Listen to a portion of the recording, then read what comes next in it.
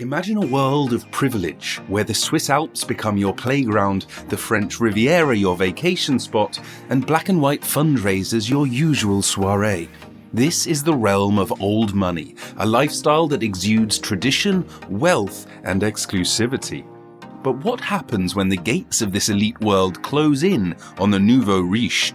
The clash between old money and new money is as stark as night and day.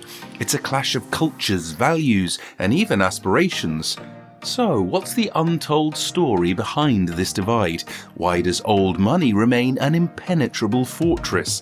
In today's video, we unravel the enigmatic secrets that set apart old money from the nouveau riche.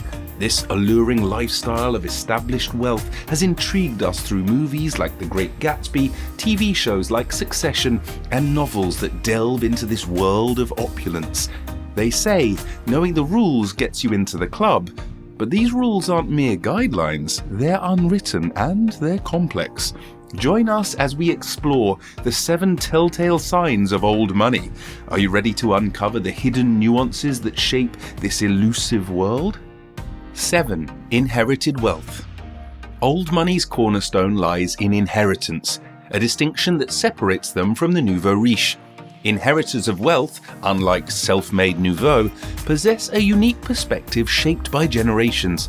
In contrast, the nouveau riche had to work for their money, as most didn't inherit a dime from their family. This creates a stark contrast between the two. When you work hard for your money and you finally make it, you want to feel like you belong. You feel like you've earned your seat at the table. But those with old money are not so quick to invite you because they question, how long will it last? In rare cases, the nouveau riche learn to live and become like old money, allowing them to enjoy some privileges reserved for the old money community. But this often takes time. The longer that you have new money and demonstrate an ability to maintain and keep it, the more welcome you are. So, while you may not be a Getty or a Rothschild, why not stay until the end to see more manners that exude the old money aesthetic adored by millions of TikTokers and people across the globe? 6. Fashion choices. Old money drips with subtlety and timelessness.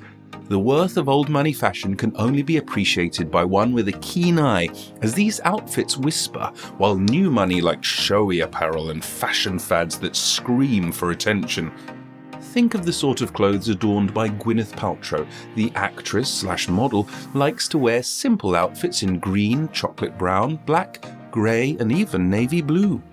Old money individuals know the importance of maintaining a humble appearance while retaining an air of class. You should know that old money clothes aren't always expensive or purchased from luxurious brands like Ralph Lauren or Prada. Some items are custom made by tailors who create perfect fitting polos or gowns that accentuate one's figure.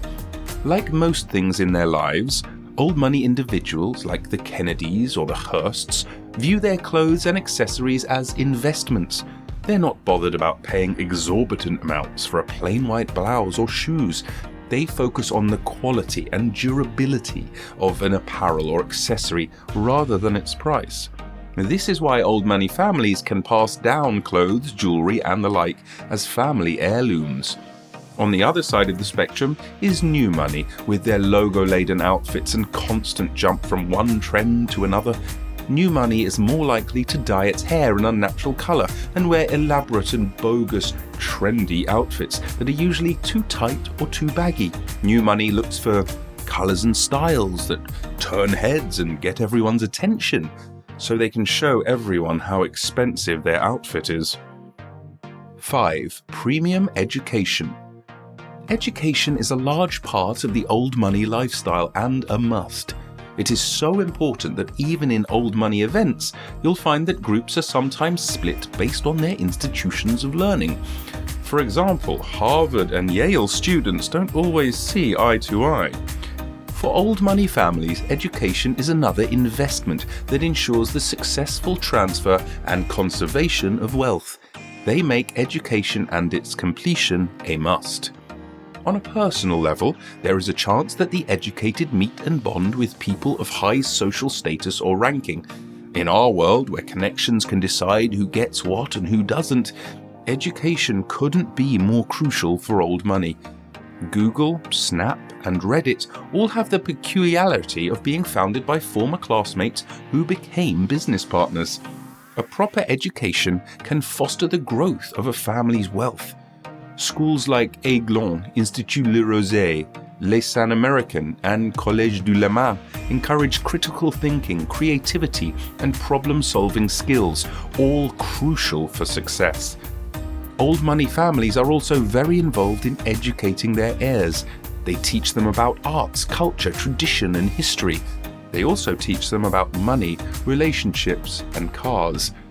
If you want to know more about schools of the elite, subscribe and check out more of our content. 4. Etiquette and manners. Another sign of the old money habit is humility and politeness.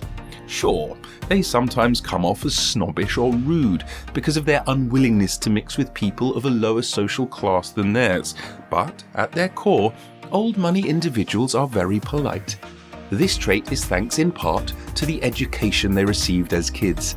From a young age, they are taught to be polite and well-mannered to people of all social standings, be it kings or service staff. While both worlds may seem polite, true refinement echoes in old money's fine manners.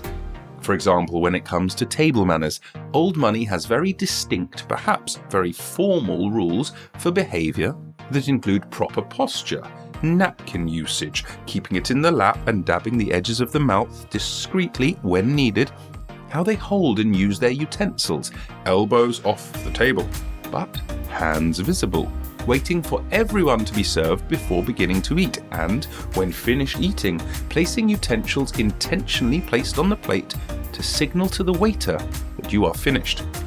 Meanwhile, new money tends to have a relaxed posture, uses utensils interchangeably, more animated conversation filled with loudness and laughter, elbows on the table, and eating as soon as their plates arrive.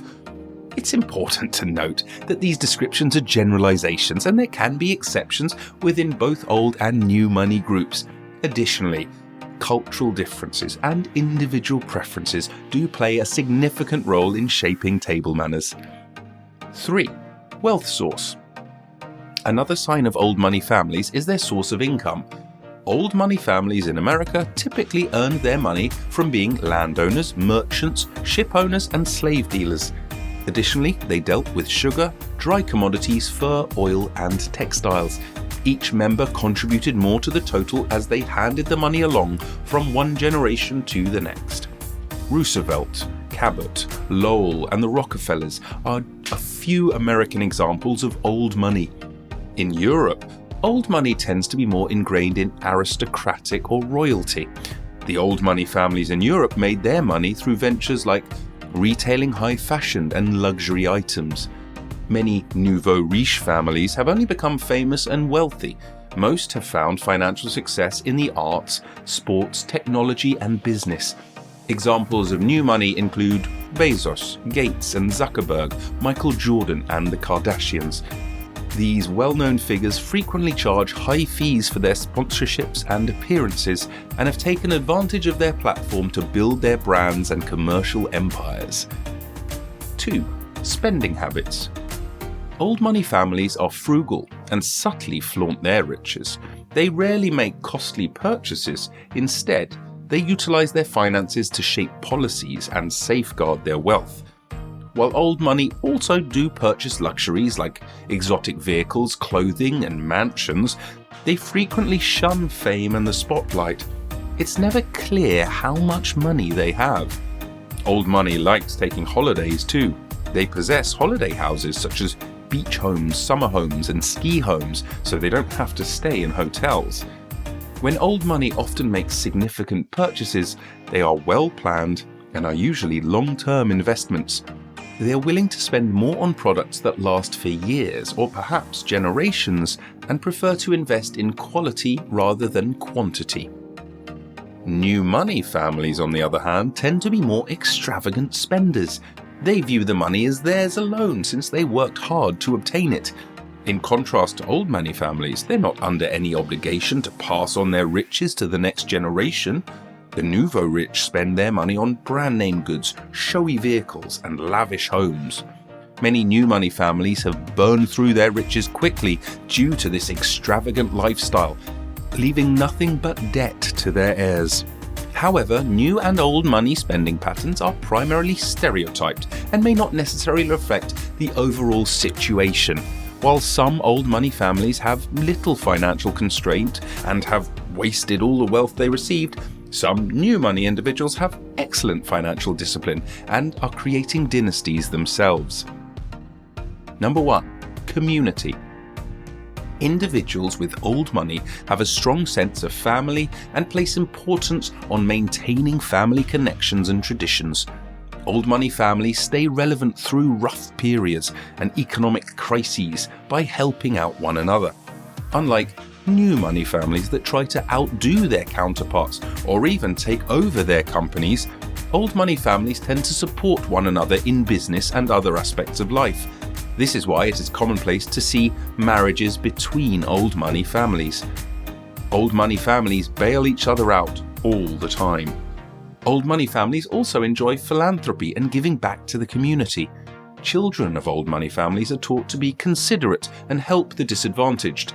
Some of them even go as far as giving significant portions of their family's wealth to various causes that support the arts, sports, culture, or heritage. Now that you've uncovered the distinct world of old money and new money, which elements do you find more appealing? Is it the refined demeanor of old money, or perhaps the boldness and individuality of new money? Which side do you think is better? Let's get the conversation started in the comments, and don't forget to like and subscribe.